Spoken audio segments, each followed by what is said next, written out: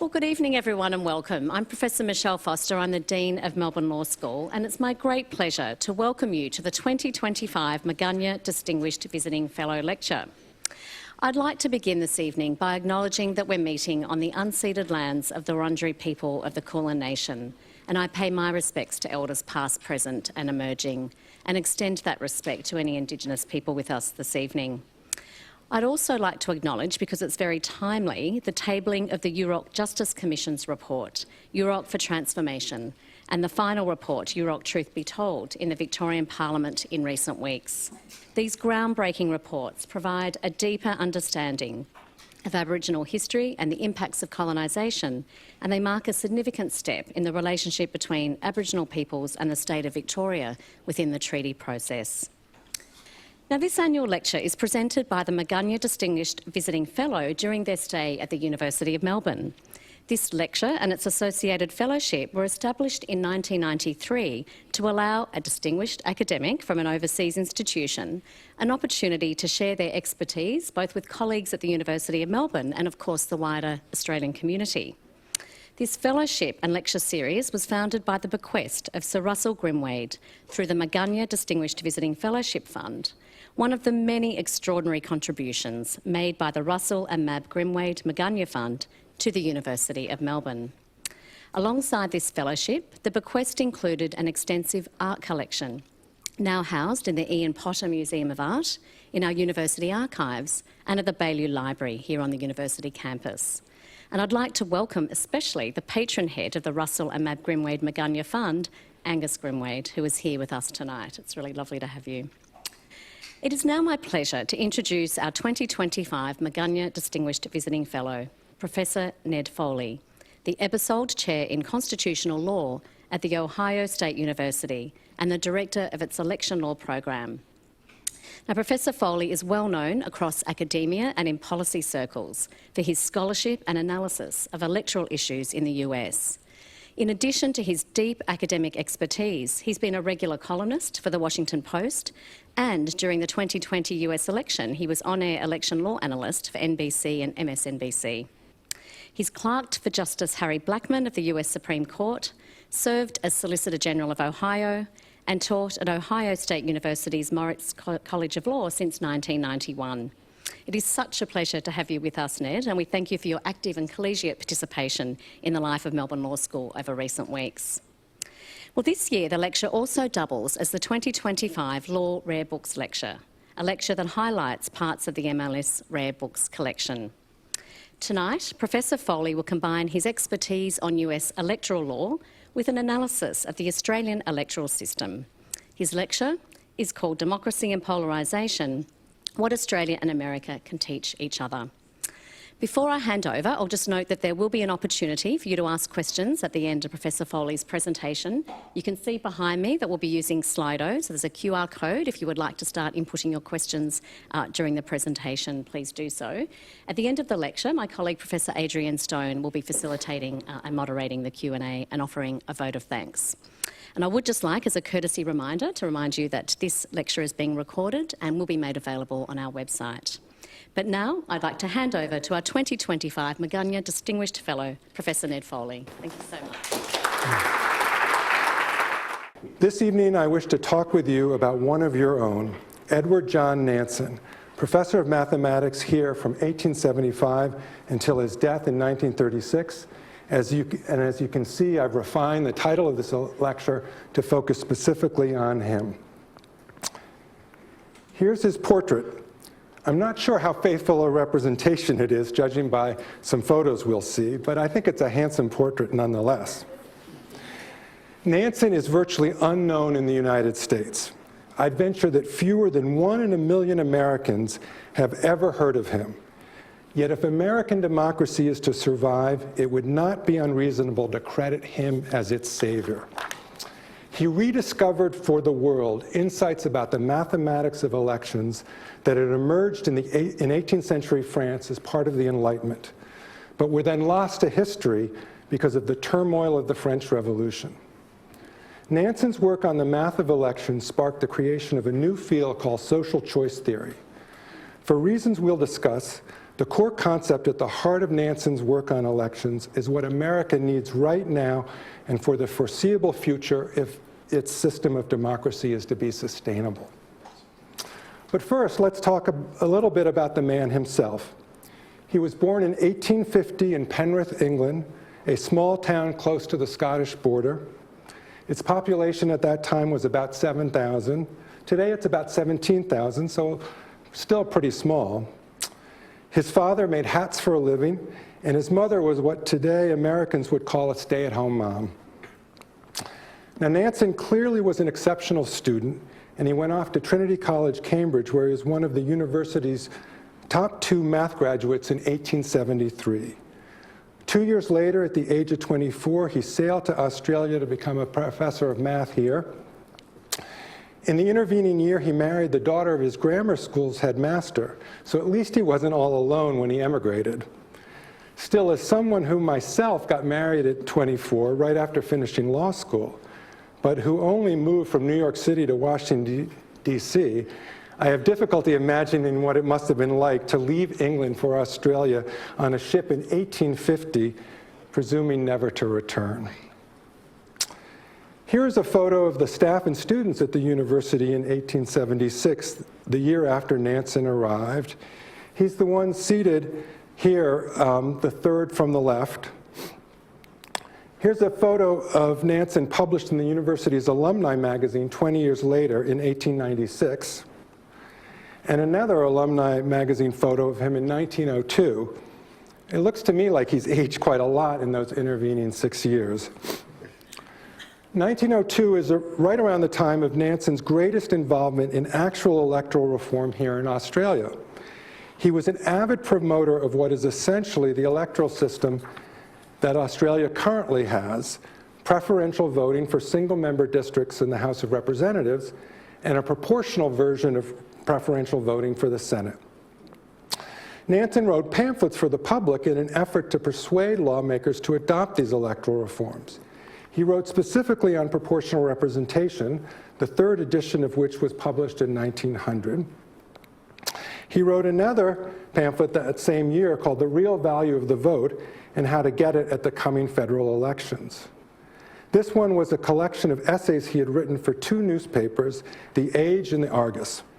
These essays specifically extolled the capacity of preferential voting to achieve a majority result, in contrast to the system that then existed in Australia and still exists in the United States. That system allows voters only to choose a single candidate rather than letting voters rank all the candidates in order of preference. This limitation means that a candidate might win with support from only a minority of voters, say 40% or less, if opponents of that candidate split their opposition among 2 or more contenders. As Nanson himself put it in his pamphlet, quote, "Preferential voting resembles ordinary voting about as much as the cutting instruments of the present day resemble the flints of our ancestors." Although Nanson was not successful in getting his recommendations enacted in 1902, he ultimately prevailed. In 1918, the system of preferential voting that he advocated was adopted for elections to the House of Representatives. 3 decades later, the proportional system was adopted for Senate elections. It's been argued that Nanson does not receive sufficient credit for the enactment of these reforms. The scholars David Farrell and Ian McAllister write in their 2006 book, The Australian Electoral System, that Nanson's influence over what eventually became law cannot be overstated because the details were largely of his design. Interestingly, the preferential voting system that Nanson proposed for public adoption, and which Australia still uses, is not the work he did on the mathematics of elections that is most distinctive, original, and important. That occurred back in 1872 when he wrote a manuscript called Methods of Elections, proposing an innovative electoral system. His system uses ranked choice ballots like preferential voting, but it calculates the winner of the election in an entirely different and superior, at least theoretically superior way. Here's an original copy of his published key work, which I'm just delighted to be able to hold in my hands thanks to Carol in the library here. To understand its significance, we need to focus first on the basic principle that underlies it. This principle is a specific understanding of the fundamental idea that in a democratic election, to quote Nanson, the majority must rule. So on the very first page of his paper, Nanson writes, the object of such an election is to select, if possible, some candidate who shall, in the opinion of a majority of the electors, be most fit for the post. But the key issue is how to determine which specific candidate a majority of voters deem best when several contend for the same office. In Nanson's word, the principle that the majority must rule requires electing the candidate who is considered by a majority of electors to be better than each of the other candidates.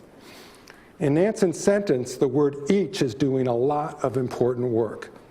It requires comparing each pair of candidates two at a time to determine which of each pair is preferred by a majority. This principle had been articulated a century earlier in 1785 by the Marquis de Condorcet, a French mathematician. But Condorcet, an Enlightenment humanitarian who had advocated progressive views on all sorts of issues, including full equality of political rights for women and racial minorities, was a victim of the reign of terror during the French Revolution because he wouldn't support Robespierre's increasing despotism. Condorcet's mathematical ideas then fell into obscurity. It wasn't until Nanson resurfaced them in 1882 that Condorcet's core electoral principle was brought back into intellectual circulation. Nanson found Condorcet's writings in the Melbourne Public Library, now State Library Victoria. These are 2 volumes of Condorcet's complete works that Nanson cites in his 1882 paper. And with Carol's help, I got to go to the library last week and see the very same copy of Condorcet's work that Nanson himself had read. Again, very thrilling if you do scholarship in this area. So one of those volumes contains an essay by Condorcet on the form of elections. Nanson cites these pages from that essay. He also cites these 2 pages from the other Condorcet volume. And here are the pages from his essay where he makes those citations. I don't know if you can see them, but that's where they are. After Condorcet's contemporaries had all passed, Nanson here in Melbourne was the first to read and understand Condorcet's significance. No one in England, America, or elsewhere made this essential discovery until Nanson wrote his 1882 essay. As Oxford University scholar Ian MacLean has written, quote, Nanson's achievement in writing this paper in Melbourne in 1882 is remarkable. Now today, Condorcet gets all the credit among social choice theorists, but Nanson deserves much of it. And as we'll see, Nanson made significant advances beyond what Condorcet had contributed. Now let's give an example to illustrate the concept of majority rule that both Condorcet and Nanson espouse. Suppose there are 3 candidates, blue, purple, and red. And imagine that we ask voters their opinion for each pair of candidates. So blue versus purple, purple versus red, and blue versus red. And let's assume these are the results, that purple beats blue 60-40. And I assume you can see all this, hopefully, with the lights as they are. Purple beats red 65-35, and red beats blue 55-45. These results show that a majority of voters prefer purple over each opponent, whereas red is preferred by a majority over one opponent, but not the other, and blue loses to both. Now, whenever any candidate is undefeated against all opponents, as purple is here, that candidate must win the election for the principle of majority rule to prevail, according to Condorcet and Nanson. The scholarly literature has developed to call this kind of undefeated candidate a Condorcet winner, although we just as easily and deservedly could say Nanson winner. Now, it seems compelling that purple should win this election. After all, the electorate prefers purple to either blue or red by wide margins, 60-40 and 65-35, as we've seen. But purple's decisive head-to-head victories can arise from a situation where purple might be the first choice of relatively few voters, perhaps even as few as 1/4 of the electorate. We can see this using the kind of ranked choice ballots that Australia has in its preferential voting system.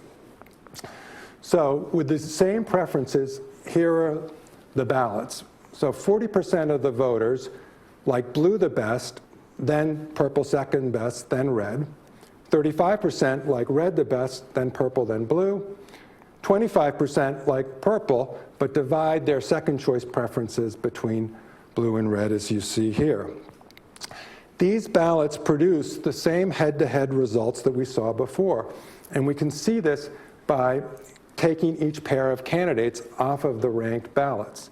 So for the blue versus purple head-to-head, we ignore red, and we see that, again, that purple beats blue 60-40.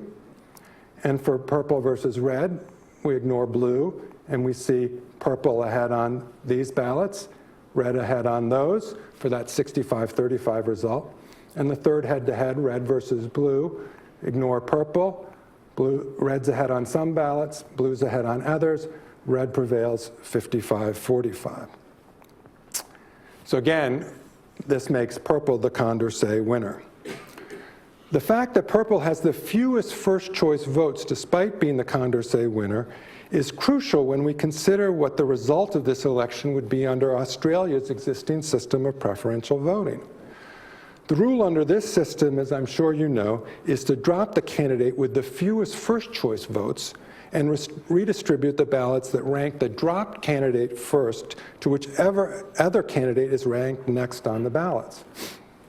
So here, purple gets dropped, and when purple's ballots are redistributed to blue and red, red prevails 55-45, as we saw before. Thus, this system, which back in Nanson's day was called the Ware system, after Harvard professor William Robert Ware, who proposed it, fails to elect the Condorcet winner. In his 1882 paper, Nanson faulted the Ware system for this key reason, although he acknowledged that it had its practical benefits as a second-best solution. But in the United States, the failure of the Ware system is no longer a theoretical matter.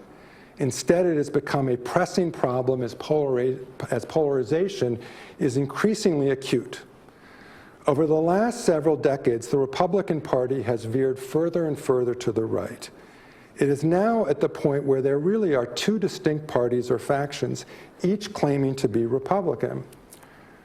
So there's the MAGA faction led by President Trump, and it's become dominant. And eclipsed is the traditional Republican faction, or the grand old party, the GOP, exemplified by the two George Bushes, father and son. The Democrats are managing to stay united as a single party. While they have their internal differences, it's nothing like the fissure between MAGA and GOP Republicans. In this situation, the difference between the Ware system of preferential voting that Australia uses and the Condorcet-Nanson concept of a true majority winner is potentially outcome determinative. If the Democrat and the MAGA candidate have the two largest pluralities of first-choice votes, with the GOP candidate coming in third, then the Ware system will drop the GOP candidate, and the election will come down to the electorate's preference between the Democrat and the MAGA candidate. But given the same ranked choice ballots, the GOP candidate might have been the Condorcet winner, preferred by a majority over either the Democrat or the MAGA candidate. Indeed, this is exactly what happened the first time preferential voting was used in the state of Alaska. You may remember the name Sarah Palin. She had been John McCain's vice presidential running mate in 2008, when she was something of a precursor to Trump's MAGA movement. Well, in 2022, she was running for Alaska's single seat in the US House of Representatives, and she was running as the Trump-endorsed MAGA candidate. There was another Republican in the race, Nick Begich, who came from the party's traditional GOP faction. The Democrat was Mary Patola, who ended up winning the election and becoming the first Native Alaskan to represent the state in Congress. Here are the ballots from this election. Now you can see some voters didn't express a second choice preference, as is allowed in Alaska. Begich had the fewest first choice votes, a total of 28% from all the various ballots that ranked him first. So with the where preferential voting system, Begich is the first candidate eliminated, and the ballots that ranked him first then get redistributed to whoever's ranked next on the ballots. And when they get redistributed, as they are here, and again, some voters didn't rank any second choice, Patola ends up with more votes than Palin, and in fact, Patola has a majority on all the ballots that expressed a preference just between those two candidates.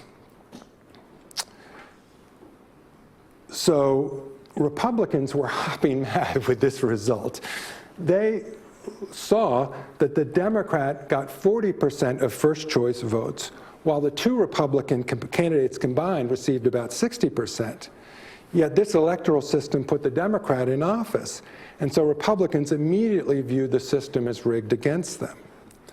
But if the Condorcet-Nanson principle had governed, Begich, the GOP candidate, would have won.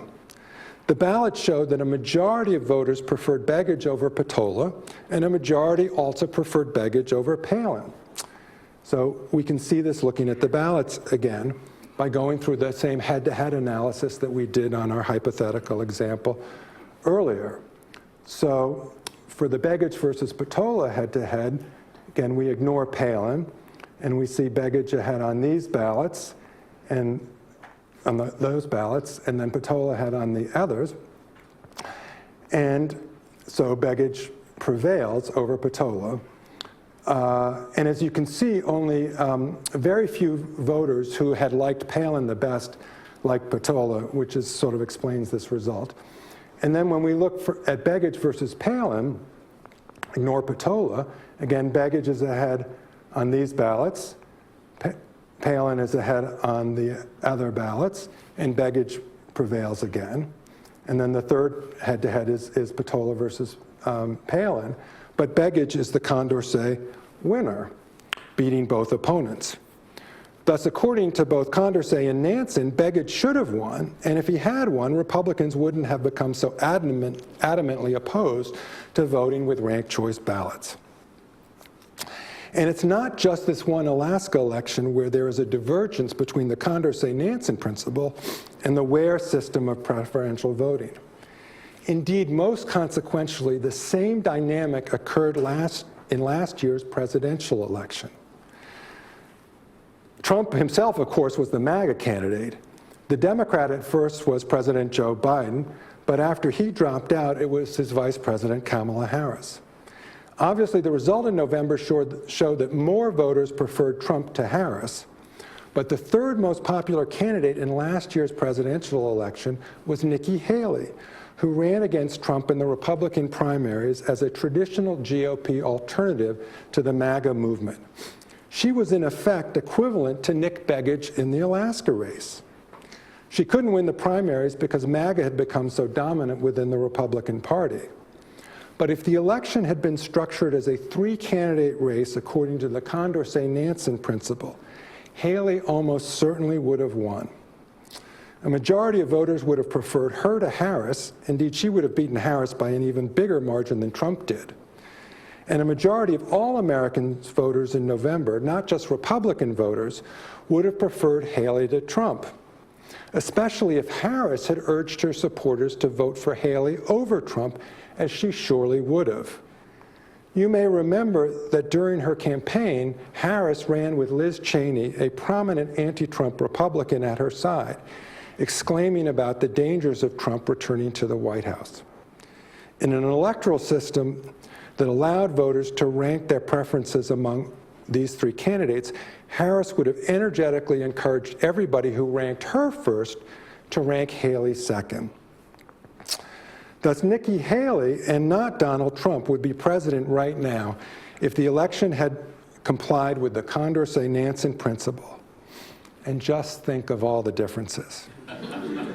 No gratuitously cruel anti-immigration measures, no effort to dismantle Harvard and other leading universities, no attack on law firms for their clients they represent, or other efforts to undermine the rule of law?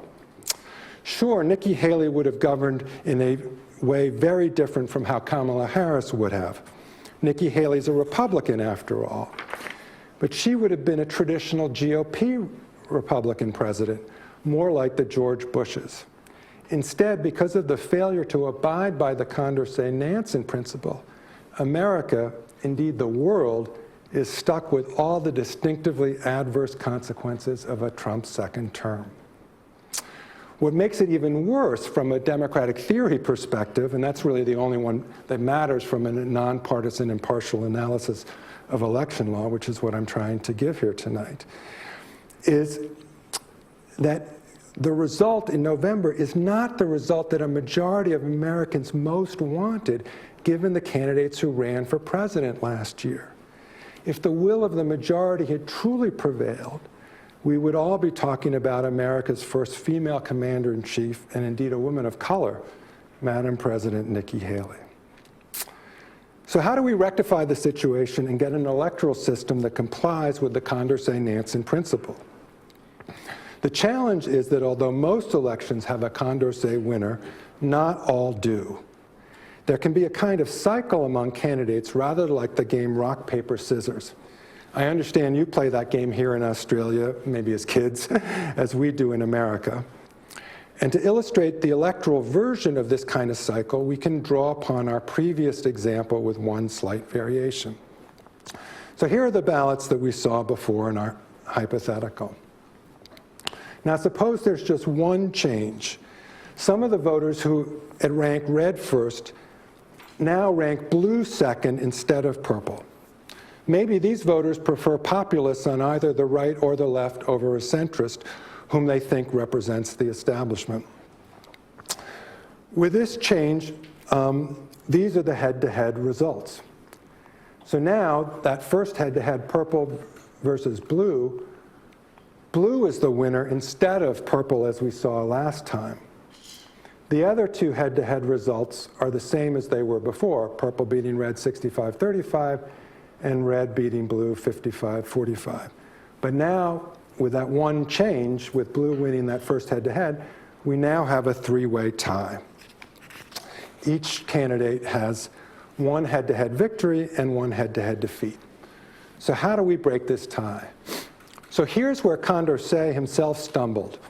He proposed a procedure that was ambiguous, which is a fatal flaw for the resolution of an election, which requires mathematical precision for the rules that determine how to count the votes. This is how Nanson described his reading of Condorcet's text. Quote, "The general rules for the case of any number of candidates as given by Condorcet are stated so briefly as to be hardly intelligible, and as no examples are given, it is quite hopeless to find out what Condorcet meant. Moreover, insofar as Condorcet's proposal is at all comprehensible according to modern scholars, it turns out to be extraordinarily complex, and depending upon the number of candidates, incapable of definite resolution in a reasonable amount of time. This problem of excessive complexity wasn't just in Nanson's era when there weren't modern computers. Even with today's technology, Condorcet's method might take an indeterminate amount of time to find a solution. Nanson himself may not have appreciated just how difficult Condorcet's method would be to calculate.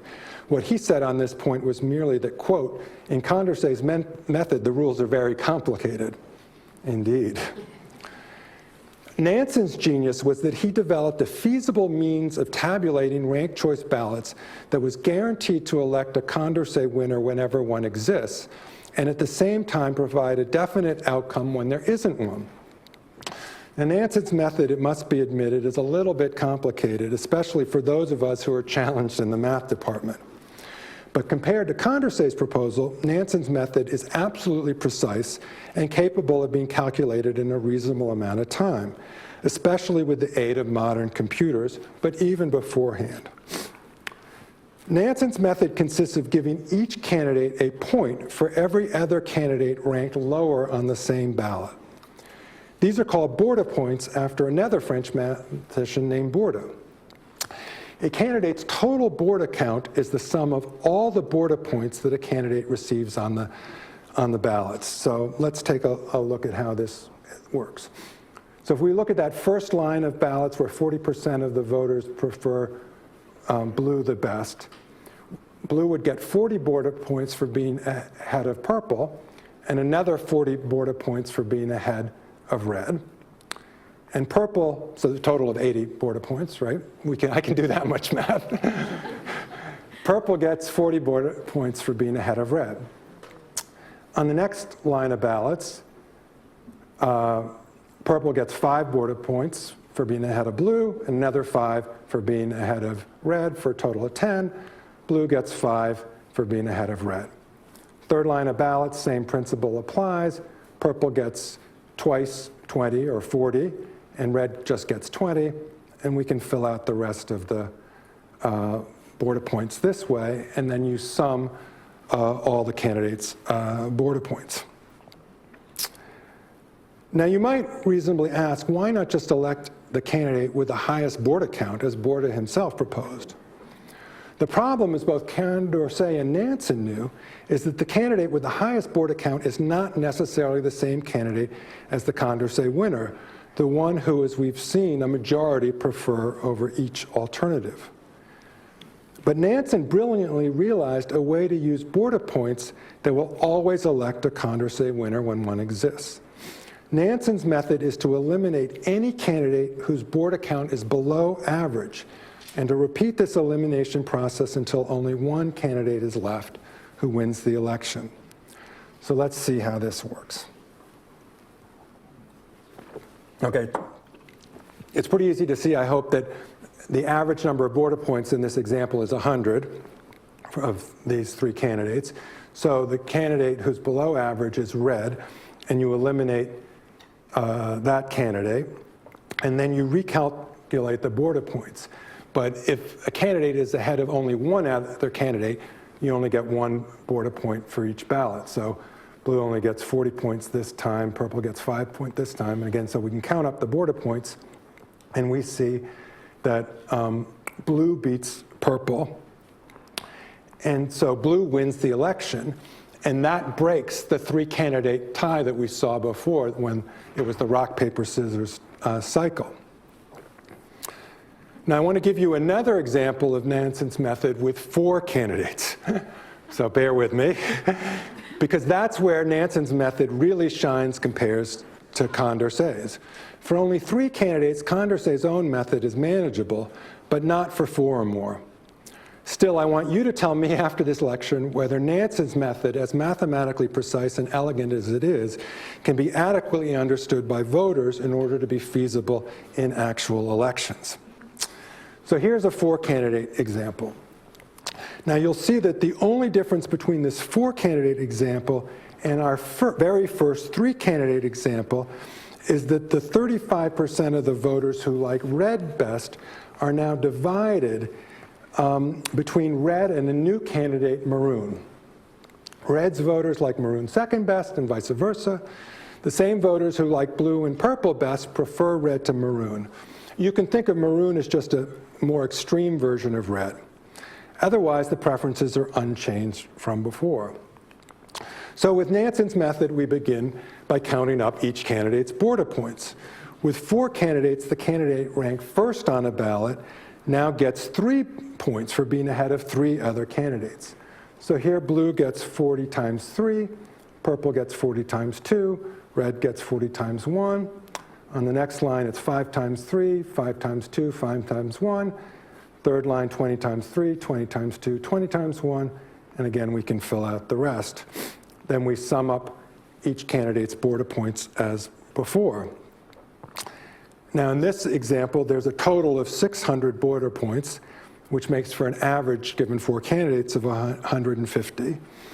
And so then we can immediately see that we've got 2 candidates who are below average, and according to Nanson's method, they get eliminated. We're left with purple and red, and again, we recalculate the border points with only 2 candidates left, so you only get 1 point for each ballot, and these are the results, and purple wins. So in this example, Nanson's method elects a Condorcet winner. And we can confirm that by doing the head-to-head analysis that we did in our initial example. So again, this is the 4-candidate version of that. So purple versus blue, we ignore the other 2 candidates. Again, purple beats blue 60-40, purple beats red 65-45, and purple beats maroon 65-35. So again, purple is the Condorcet winner. Now, how do we know that Nanson's method is guaranteed mathematically to elect a Condorcet winner always when there is one? Nanson's mathematical proof of this truth is somewhat difficult to follow, and I'll spare you slogging through all of his algebraic formulations. But here's just a glimpse of it from, remember, this essay. We don't have to read all of this, thank goodness. But I think you can get a gist of it if you think about it this way. Now, you see this horizontal line. It represents the average Borda score of the candidates in the election. And the Condorcet winner, purple here, can never be below that line. So how do we know that? Suppose there are only 2 candidates. Then the average number of Borda points expressed as a percentage is 50. The Condorcet winner, by definition, is always above 50% because they always get a majority against each opponent, and therefore above the 50% line. Now suppose we add another candidate to the election. The Condorcet winner necessarily must be above the line with respect to each, having more than 50% of the Borda points against each candidate, and therefore remaining above the line with respect to both.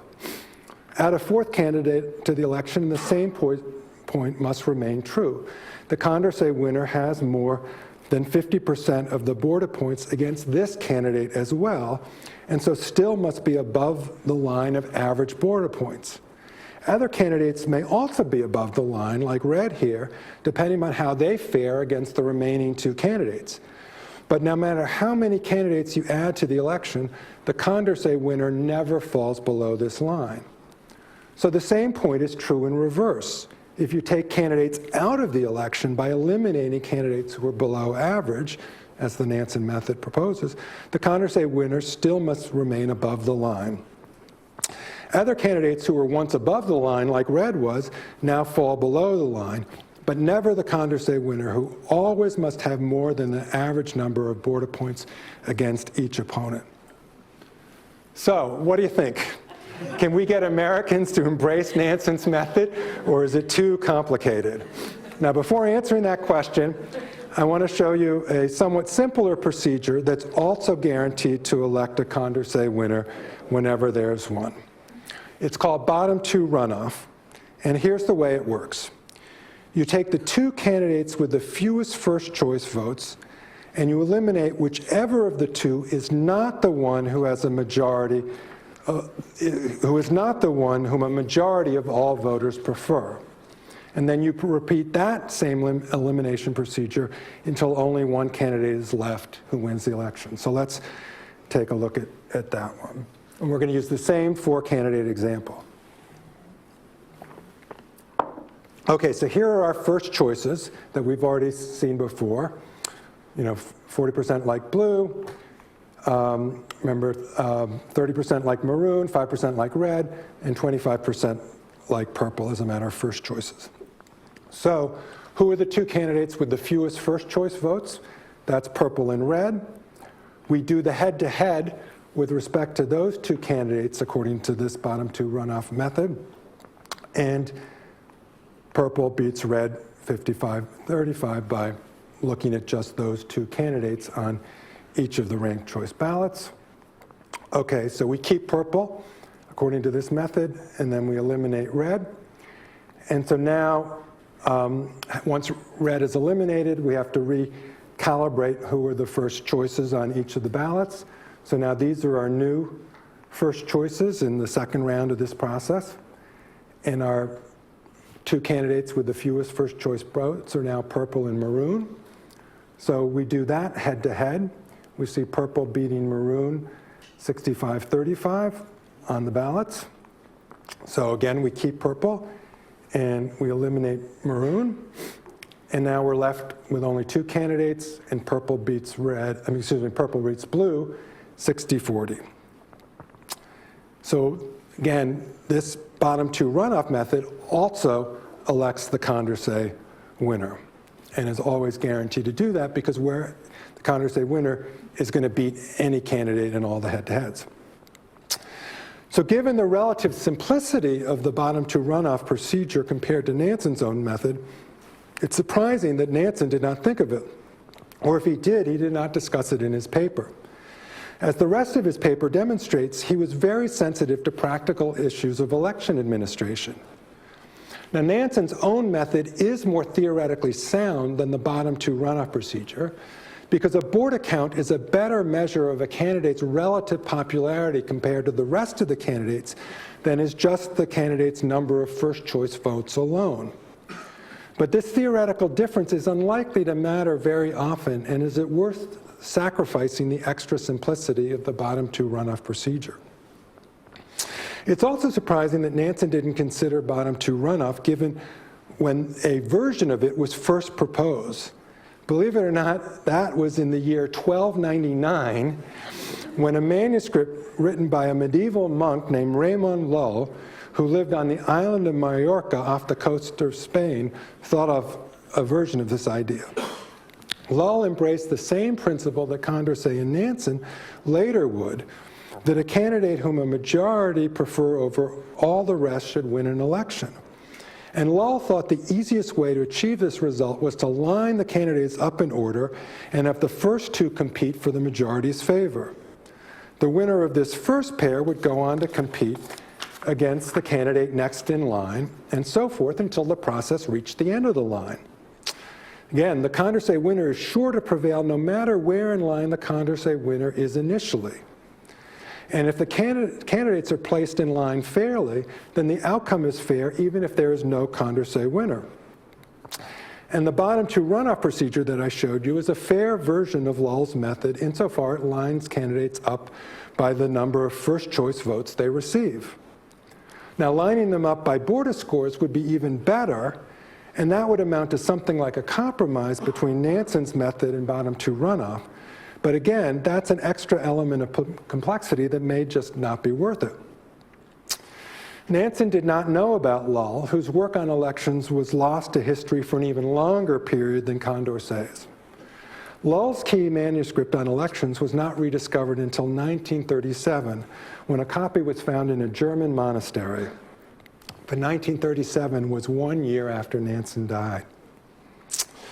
So whether the United States chooses Lull's method or Nanson's, it needs one of the two in order to prevent the election of extreme candidates, like Donald Trump, when a majority of voters would actually prefer less extreme candidates, like Nikki Haley. What about Australia? Do you all need to dust off copies of Nanson's work and consider adopting his method instead of the existing Ware system of preferential voting? Australia, fortunately, has not suffered from nearly the same degree of polarization as America has. When polarization is low, there really isn't a great need for an electoral system like Nanson's or Lull's. So the Ware system has been good enough for Australia, but that doesn't mean it always will be. Polarization, as I understand it, is on the rise here as well. So in this respect, Australia might learn something useful from the United States, just as the United States, like the rest of the world, learned about Condorcet's principle of majority rule from Nanson. If the United States adopts an electoral system consistent with this principle before Australia does, then Australia can learn from America's practical experience. And if the US fails to adopt this kind of electoral system despite the need for it, and suffers grievously as a result, then Australia perhaps can heed that warning and manage to avoid the same fate. All Australia would need to do is to embrace with pride the ideas espoused by its own original electoral genius and this university's own illustrious professor, Edward John Nanson. Thank you.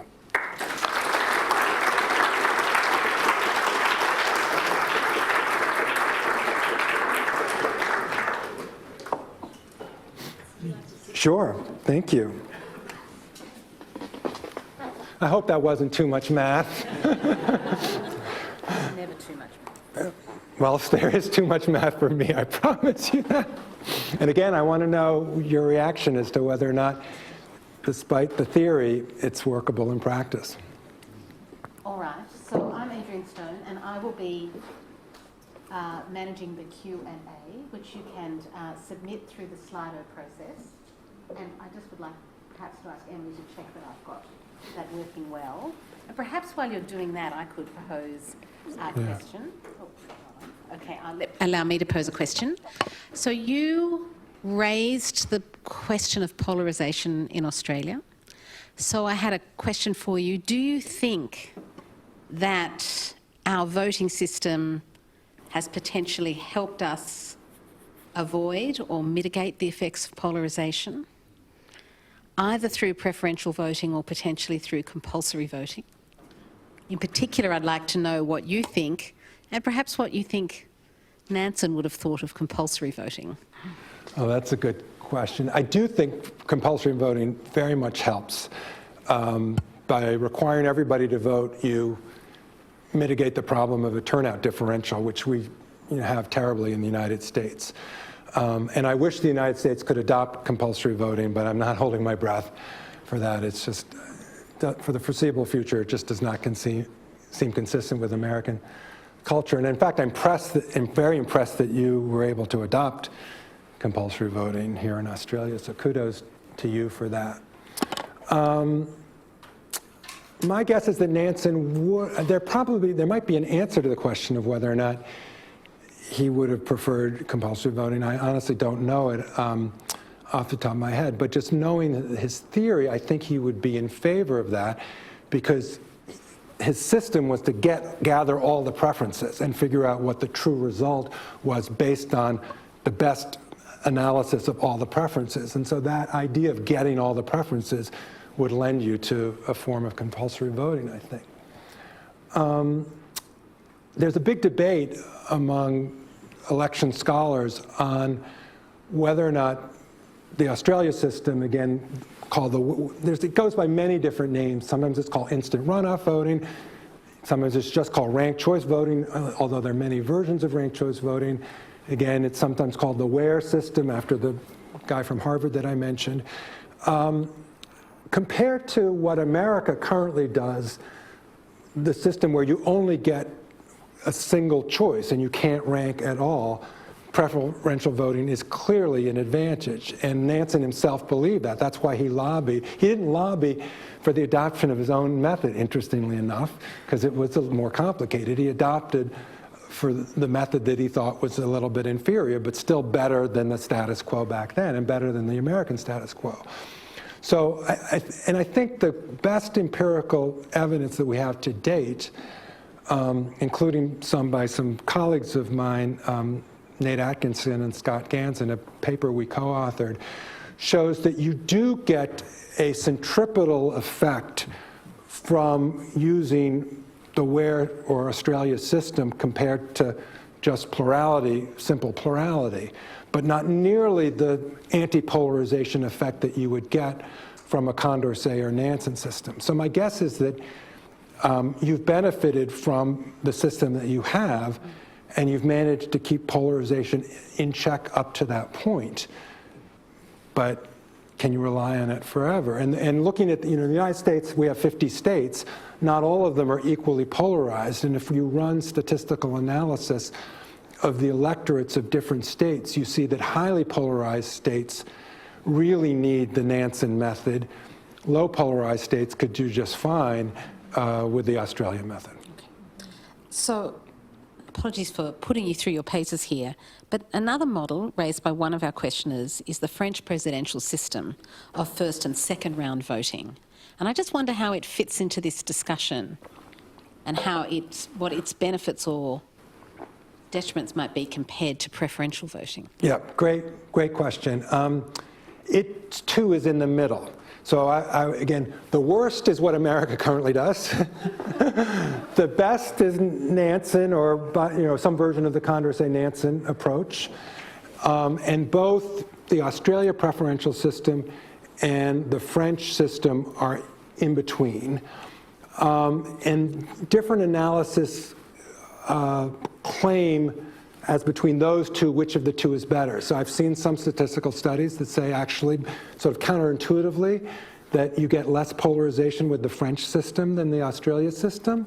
I've seen other analysis that says just the opposite, that you've got less polarization with the Australia system versus France.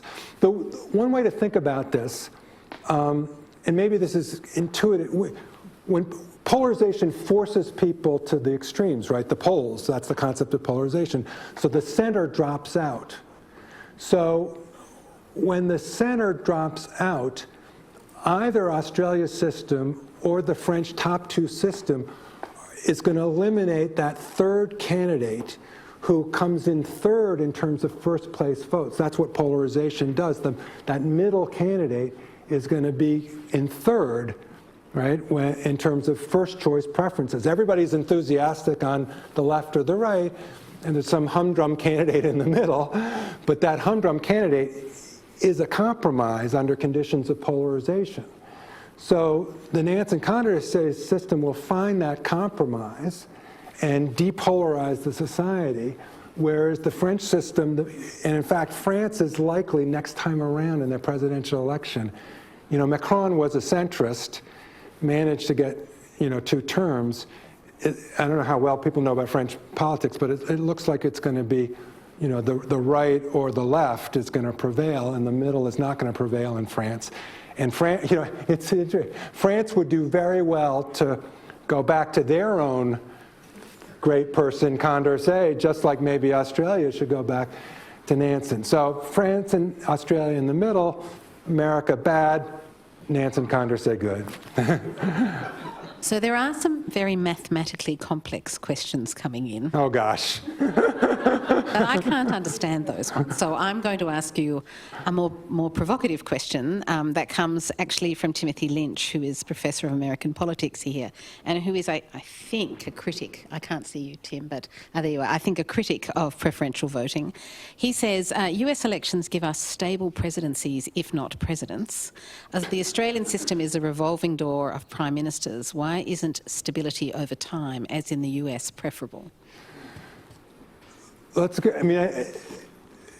I think on that point, I would say the key difference between Australia and the United States is that we have a presidential system as opposed to a parliamentary system. And so, the stability of Americans' presidential system in that sense, we get regular fixed terms. Again, I wish I knew more details of exactly how your legislative parliamentary type elections work, but it is true that if you run a simple plurality system with fixed electoral dates, whether it's a presidential election or a parliamentary election, there's something in political scientists called Duverger's law, where a plurality system tries to get candidates closer to the middle. And that has worked historically in the United States up until the point of recent extreme polarization. So the cliche used to be in the United States, particularly after World War II, that politics was played within the 40-yard lines of an American football field. In other words, not at the end zones of the extremes. And when that low polarization existed, the American system was quite stable. But the pressures that are being put on the American system have generated over the last several, you can see this if you go into details in American politics. You can see polarization rising in the 90s, and then the aughts, and then the teens, and then finally where we are now. And there's just too much pressure for the American existing system to handle what we're in a constitutional crisis in America, I think it's fair to say, as somebody who teaches constitutional law as well as election law. And we wouldn't have this constitutional crisis if we had avoided it with having the kind of electoral system that I'm proposing. And it affects, if you mind me saying this, I've tried to give you the basics here. If you look at US Senate elections as well as presidential elections, you see MAGA candidates replacing GOP Republican candidates in the Senate all across the country.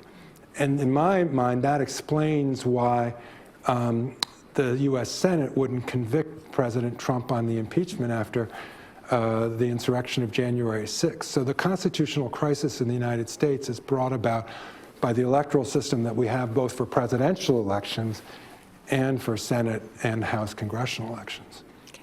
So I think there's time for one more question, and I'm perhaps going to really draw on what a theme I think is under a whole bunch of these questions here, because we can't get to all of them. But I think what we're all really wanting to know is, what do you think the future of American democracy is? But perhaps specifically I could ask you this. Do you think it's really going to depend on the electoral system? Or do you think that there are just much more fundamental underlying forces at play and we'd better off addressing them? Something like inequality or education or empathy, for instance. That's just a little question. So I do think, to use a cliche, America's in a fork in the road, and it could go down either path, a really horrendous path or a kind of salvation path, and I don't think it's predetermined up to this point. But I do think we're at a critical juncture. And to answer your question, you know, the American system is premised on the ideas of the Federalist Papers written by James Madison and the other founders. And the key to the Madisonian system is you have to have an equilibrium between the political institutions in society and the amount of civic virtue and your political culture. America now is in a state of extreme disequilibrium. The Madisonian system is out of kilter. And you could recalibrate that either by fixing the culture or fixing the institutions, or some combination of both. It's my conjecture that as difficult as it is to repair the institutions, that's going to be easier than fixing our political culture. So if I could imagine one and get rid of inequality and get rid of, you know, the adverse effects of social media, et cetera, et cetera, et cetera, sure, fixing the culture would take us back to the post-war era of low polarization, and we wouldn't have to worry about institutions. You know, again, I don't know that we're going to be successful and kind of win this battle of saving American democracy, but at least there is an institutional blueprint that would solve the problem if we have the capacity to implement it. Thank you very much. Well, it's my pleasure now to bring the lecture to a close with some words of thanks. So I wanted to say to you, Professor Foley, that was just quite simply a tour de force. And what a treat it was for all of us to learn that there was a figure here at the University of Melbourne more than 100 years ago who was working on questions of such great relevance today, both to Australia and to the United States. You've done us such a service in remembering him and bringing his work into the modern era and so clearly explaining it to us. It's been a fascinating discussion. Please join with me in thanking Professor.